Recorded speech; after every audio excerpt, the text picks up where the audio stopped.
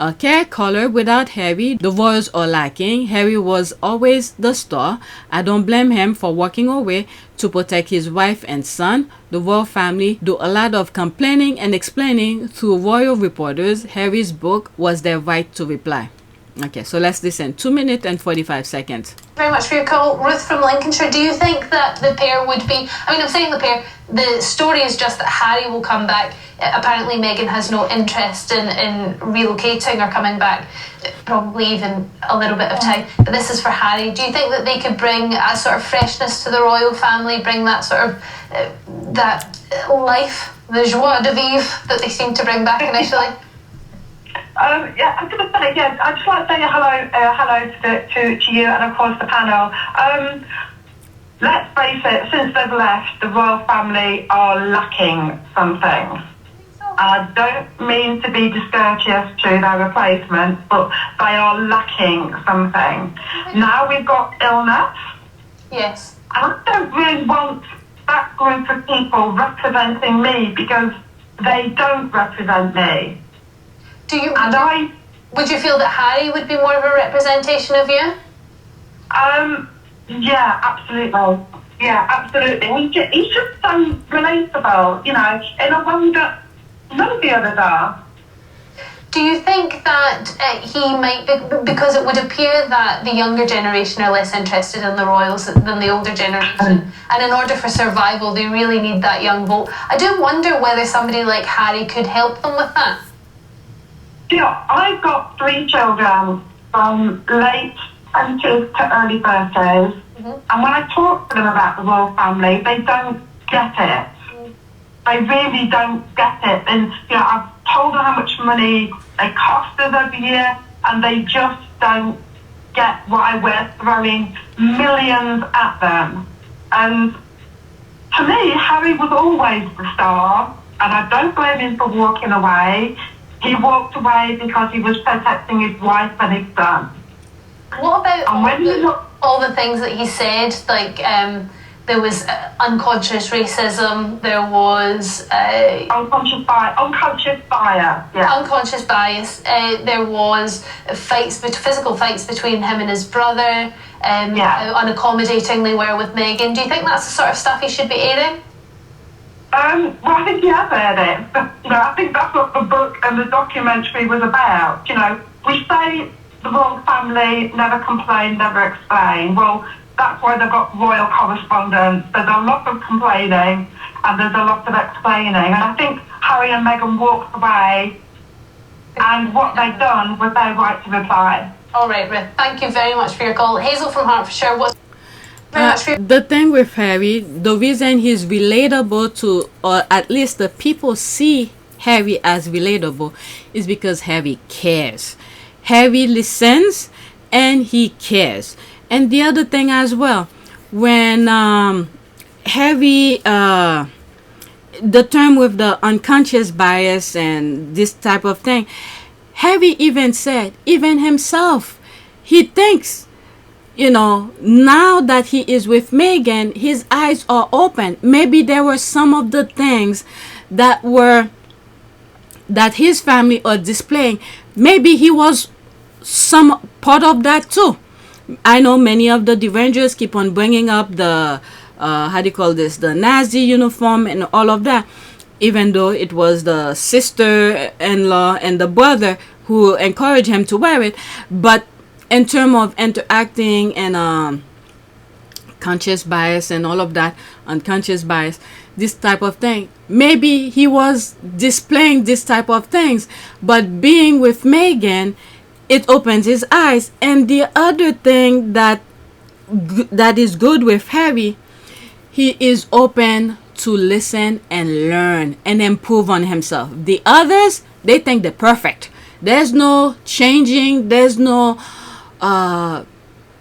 rehab or for them to open their eyes to see someone else's perspective. None of that.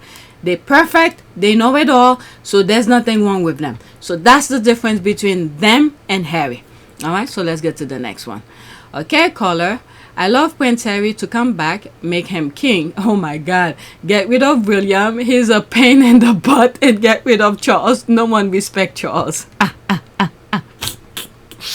All right, let's listen to this. 1 minute and 24 seconds. Your thoughts on this? Hello, I'd love Harry to come back.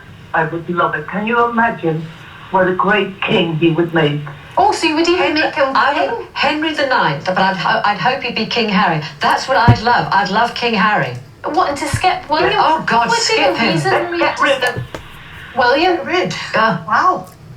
What would be the Get reason? rid, Sorry, Maria, why would you skip William?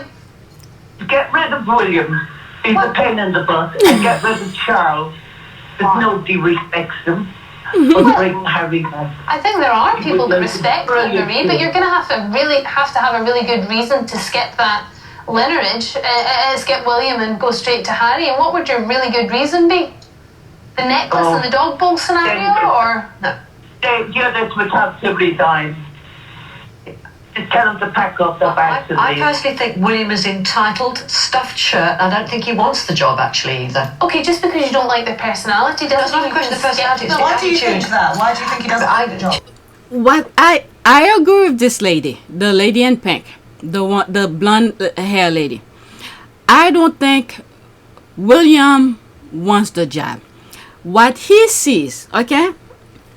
This is the perception of their brain. They like to see the finished product. But when you see the finished product, there's a lot of hard work behind the finished product to make it look so fun and cosmetic and whatever you are seeing Harry and Meghan are displaying when they go to an engagement. What, in my humble opinion, what I think William sees out of Harry is because Harry is very relatable. He's relaxed when he goes places. Not so much now, but he still displayed the relaxation. But because two things is I'm explaining here. The relaxation in public that Harry is displaying, that's his natural way of interacting with people. But now there's a conservative relaxation. I don't even know if this is a word. Conservative relaxation. He is still displaying that charisma and relaxation, but because of the fear, the nonsense that his family put behind him when he's in public, there's always that thing that he's always looking out for when he's in public, but still show the display of the relaxation. That's what I mean by conservative relaxation. But for William, the reason I think he does not want to be king, he sees what Harry's doing. It's fun, it's cheery, Harry, people's embracing him and all of that. Why do you think is that? It's because of the personality of Harry that makes him the way he is. William have had the same opportunity. He went to Jamaica. He went different places to do the exact same thing. Instead, he created this barrier between him and others. He's standing in front on a jeep, to show the colonialism type of mentality. So people don't like that. Harry was there with him. Harry told them exactly what was needed. Use Meghan as a form to elevate the institution. What did they do? They do the completely 360. Okay? So it's the envy, pretty much the envy of what Harry is doing, but I don't understand. He has the same opportunity. Every time they give him the opportunity to do the exact same thing Harry is doing, he act robotic. Okay? So that's that. Let me move it back because I talked for a while. Just tell them to pack up their bags and I leave. personally think William is entitled, stuffed shirt. I don't think he wants the job, actually, either. Okay, just because you don't like their personality It's doesn't not mean a question you of can skip personality. It's them. the Why do you think attitude. that? Why do you think he doesn't like the job? Just by watching him, and I don't feel he. I think he's trapped.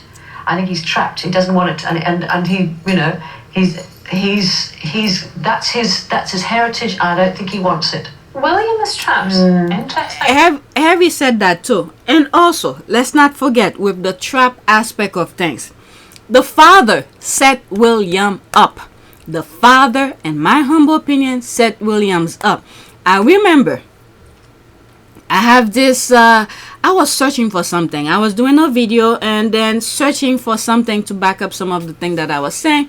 And I stumbled on a article that was dated back in 2020, not 2021.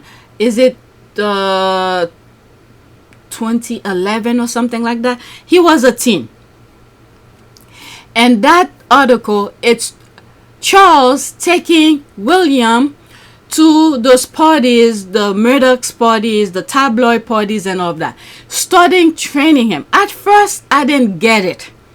That was at the beginning of me starting doing videos. At the beginning, I didn't get it. I was reading names, and then it just hit me. It was like Charles is training him to cater to the tabloid. So Charles played his card very well. He knows how to manipulate. And I've always said, I don't think Charles gave a damn about those kids. Okay? He did it for the firm. They wanted him to perform. He picked a woman, and then, which is Princess Diana, donate his sperm, and then 2 kids pop out. That was that. And then he used the older one as a form to pretty much, now you're not really talking too much about Charles and Camilla's affair when Princess Diana was alive. This is what we should be talking about because he is king now. We're not talking about that. So he set William up for this, what we are seeing now. We're talking between the brother and the brother between brothers and all of that. So now William had dig himself so deep with the tabloid, he doesn't even know how to get out. And look at this. With the lawsuit, there's Harry continuing pursuing the lawsuit with the tabloid. What did William do? He settled and he moved on. When he had the upper hand, this is the thing I don't understand. William had the upper hand. The people who is surrounding William, including his father and the wife now, the stepmother, they all put nonsense in William's head. And they tried to do the same thing with Harry, but they couldn't get Harry. So when they realized they can't get through to Harry, what did they do? They turned the brother against the other brother and get him out of there. Okay, so now the focus is on William and Harry, the nonsense and all of that. And remember that video of when William went to Harry looking for Meghan because the people who his aides or whoever telling him BS. Okay, so he went to confirm things, and then Meghan wasn't there. He was talking to Harry. Instead, he got so upset and pushed Harry down, and that's where Harry fell to the dog bowl. Let me look for it because I had it a few minutes ago on my last video.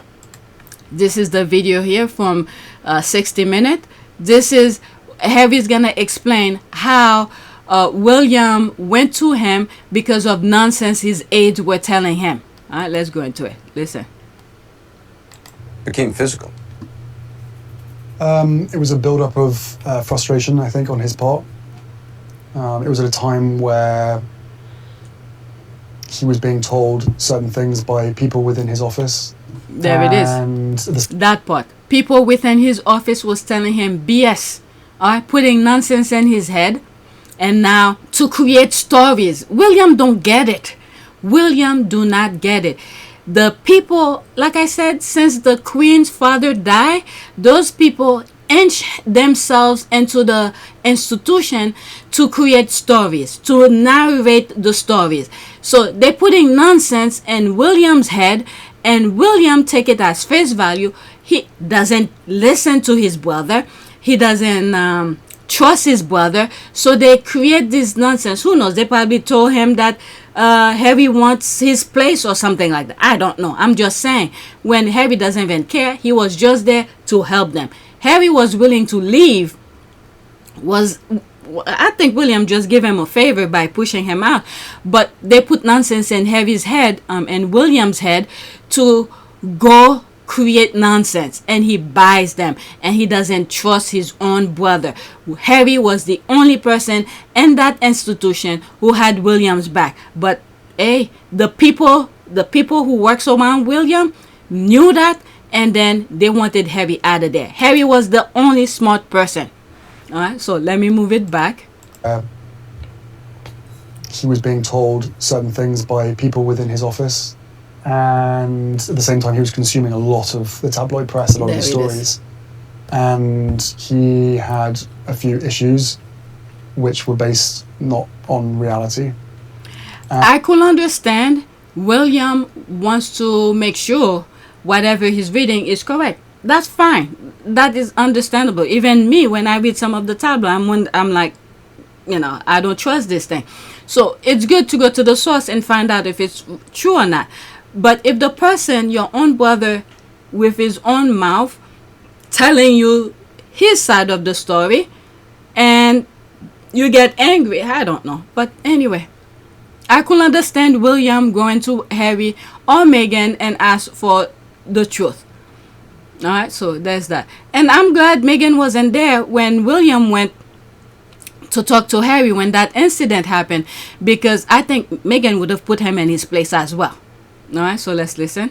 And I was defending my wife, and he was coming for my wife. She wasn't there at the time, but through the things that he was saying, I was defending myself, and we moved from one room into the kitchen, and his frustrations were growing and growing and growing.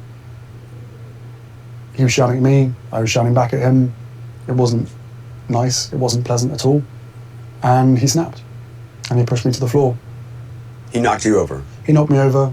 I landed on the dog bowl. You cut your back. Yeah, I cut my back. I didn't know about it at the time. But yeah, he apologized afterwards. It was a pretty nasty experience, but... He asked you not to tell anybody, not to tell Meghan. Yeah, and I wouldn't have done. I didn't until she saw on my back. She goes, "What's that?" I was like, what? I actually didn't know what she was talking about. I looked in the mirror, I was like... Well, because I hadn't seen it. Meghan has said constant criticism and pressure led her in the winter of 2019 to contemplate suicide. The thing that's terrified me the most is history repeating itself. You really feared that your wife, Meghan... Yes, I feared a lot that the end result, the fact that I lost my mum when I was 12 years old, could easily happen again to my wife. Okay, so that's that. Let's go back to this. So...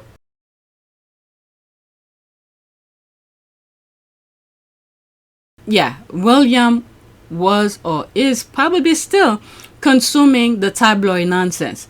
I don't know when he's gonna realize. So he probably does want to get out of this, but the thing that he's seeing Harry and Meghan are doing, there is a lot of work behind it, especially after the nonsense he put behind them to take the security and everything like that, make it extremely difficult for them. He doesn't know the nonsense, the hard work that goes behind the glamorous thing we are seeing. I don't even want to imagine, because I know it's a lot of work. Okay, so let's go to this one.